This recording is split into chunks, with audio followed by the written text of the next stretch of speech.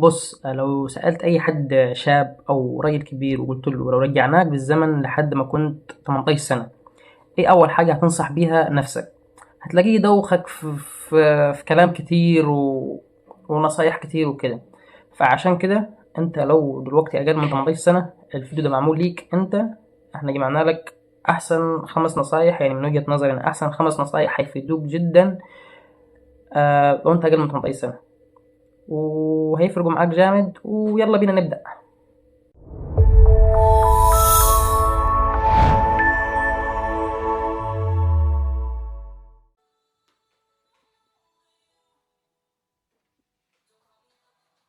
لو في مهارة واحدة هقول لك تتعلمها وانصح بيها بجد من دلوقت، واللي هتفرق معاك جدا، هتفرق معاك جدا جدا جدا خلال الكام سنة اللي جايين دول: تعلم انجليزي.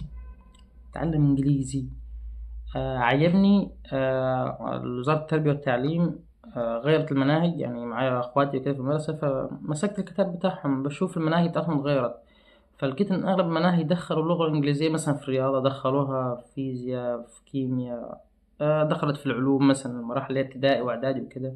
دخلوا الانجليزي في كل حاجة. دي خطوة ايجابية جدا جدا جدا. معاك دوك اي وظيفة هتخش فيها تتقدم لها يعني فيما بعد ان شاء الله، هتقول لك عايز انجليزي. انت دوك حاليا حرفيا حرفيا لو رحت تشتغل كاشير عند السوبر ماركت الاول الشارع بتاعكم، هيقول لك ايه مستواك في الانجليزي، ايه كويس ولا لا. هتنفعك في شغل، هينفعك في الدراسة بتاعتك. لو دخلت كلية من كليات القمة، هندسة، طب، أي كل، يعني حرفيا احنا في الكليات بتاعتنا اللي هي في المجال الطبي، تمريض، في النساء كده، كل الدراسة بتاعتنا بالإنجليزي. يعني حرفيا احنا يعني اللي هو مش متعود على الإنجليزي طالع عنده عقدة من المناهج بتاعتنا. كل المناهج بتدرس لك بالإنجليزي. عشان ايه؟ أنا بقول لك من دولك أهو، عشان ما تجيش بعد كده تتفاجئ تقول ايه محدش عرفني. لا، اعتقد بص كل المواد بتدرسها بالإنجليزي. فتعلم انجليزي من دلوقتي عشان هيفرق معاك جدا، زي ما قلت لك، في شغل، في دراسة، في سفر. ان شاء الله ان شاء الله انت لو رحت اي دولة في العالم دلوقتي، اي دولة، لو رحت اليابان، مش مطالب ان انت تتكلم ياباني، يا عم تتكلم انجليزي. هتلاقي اليابان كلها تتواصل معاك بالانجليزي. تقريبا لغة التواصل الاولى على مستوى العالم. انت دوك لو جالك هنا سائح اجنبي، ايا كان جنسيته ايه، صيني، ياباني، استرالي، امريكي، معرفش ايه، مكسيكي، برتغالي، ايا كان بلده، بيتكلم انجليزي. لازم تكون عارف انجليزي عشان تعرف تتكلم معاه. فبجد بجد يعني اهم واحده في النصايح بتاعت النهارده كليتها النصيحه دي: تعلم انجليزي.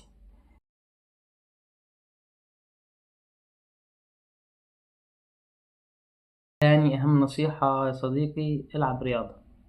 بجد بجد بجد يعني من اكتر النصايح اللي هتفرق معاك هم كلهم النصايح اللي ممكن مش مهمين جدا، بس دي يعني انا عن نفسي اديها تاني اهم نصيحه. تاني اهم نصيحه: العب رياضه. كل ما تلعب رياضة أكتر، ثقتك في نفسك هتزيد. سواء كنت بتلعب كورة، بتنزل الجيم، MMA، سلة، هاندبول، أي نوع، أيا كان نوع رياضة بتلعبها، هتفرق معاك بجد في حياتك. ثقتك بنفسك بتزيد عن تجربة عن تجربة. كل ما تلعب رياضة ثقتك بنفسك بتزيد، انتاجيتك في الشغل بتزيد، في دراسة بتزيد. أي مهمة جدا، لا غنى عنها، لا غنى عنها. ونختم بقى ايه المقولة الشهيرة ان العقل السليم في الجسم السليم يا صديقي. ومبلاش تكسل بقى، يلا ننزل الجيم يلا.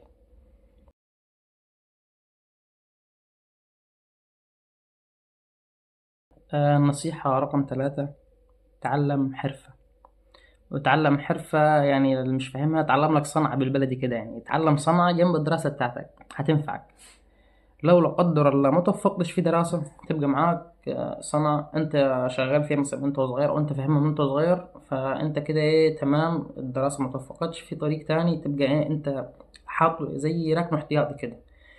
وبعدين انت ركن احتياطي ان انت يبقى عندك مهارة في كذا مجال، دي حاجة حلوة بتنمي عقلك. عقلك يبقى حلو. تعلم يا سيدي اي حاجة، اي حاجة.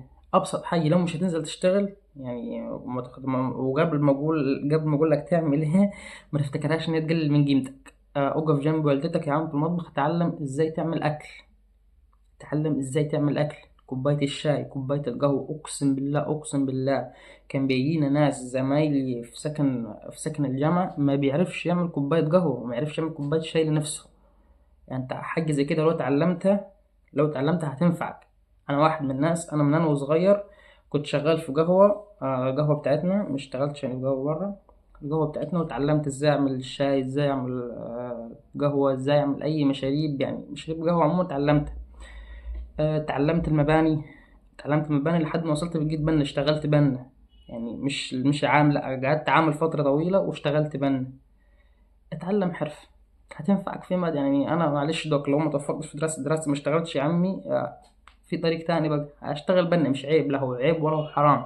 الحرام ان انت تقعد، الحرام ان انت تقعد مثلا في الاجازة، بتجي اجازة، هل مثلا لما تجي الاجازة اقعد جنب امي، معلش المؤاخذة في اللفظ، اقعد جنب، لا اطل بنزل اشتغل اي حاجة، انزل واتعلم، مش عيب ولا حرام.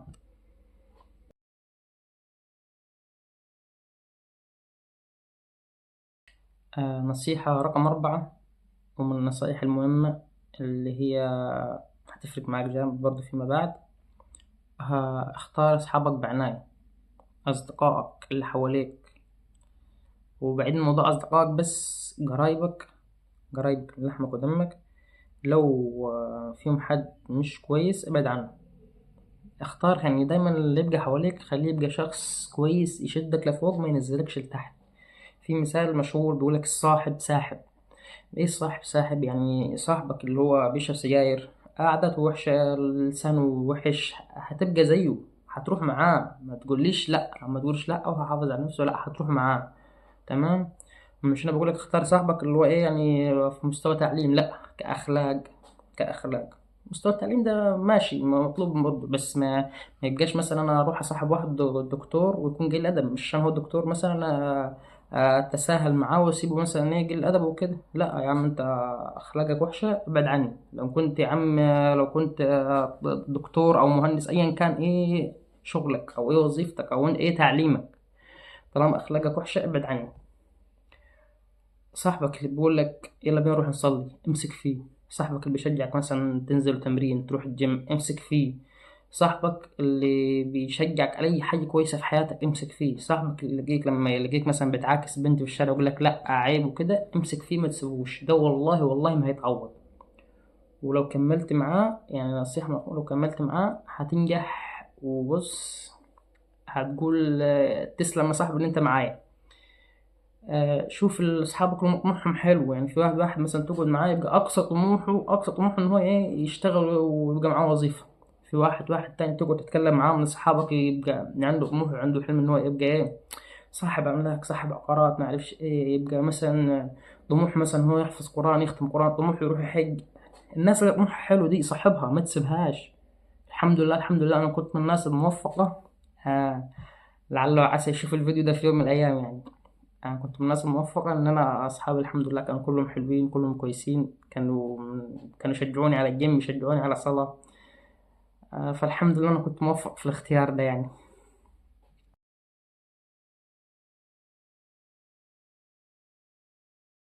نصيحة رقم 5، هنوقف عنديها شوية ومعلش يعني بعد إذنكم هنطول في الكلام فيها شوية. حافظ على صلاتك. ده لو أنت بتصلي حافظ على الصلاة في ميعادها، لو أنت اللي بتصلي معلش صلي. صلي وعود نفسك على الصلاة من أنت وصغير، هتفرق معاك جامد. سيبك من كل النصايح اللي قلناها في الفيديو، النصيحة دي أهم واحدة.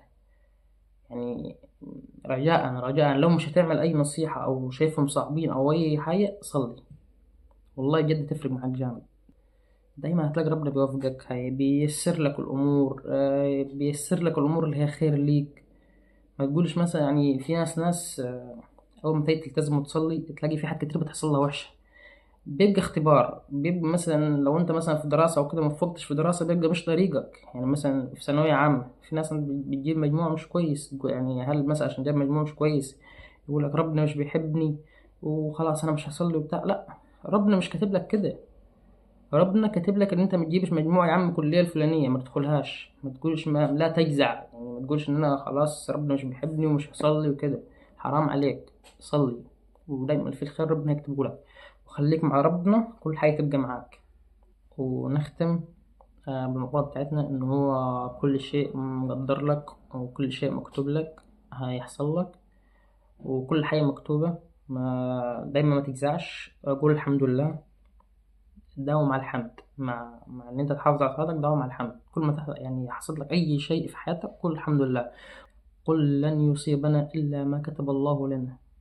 وفي مقولة برضو شهيرة، هي مش حديث ولا حاجة، بس مقولة بيقول لك: لو عرضت الأقدار على ابن آدم لاختار ما اختاره الله له. يعني لو النصيب كده اتعرض قدامك، وشفت مثلا انت لو كنت دخلت الكلية الفلانية اللي انت حاببها، كنت هتقول لا انا مش عايز اخش يا عم، مش عايز اكمل في اللي كان هيحصل لي ده، انا عايز اللي ربنا اختاره لي. لو عرضت الأقدار على ابن آدم لاختار ما اختاره الله له. وفي نهاية الفيديو صلي على النبي، وما تنساش بقى ايه، لايك وشير لاصحابك لو الفيديو عجبك، واشترك في القناة لو انت مش مشترك. والسلام عليكم ورحمة الله وبركاته.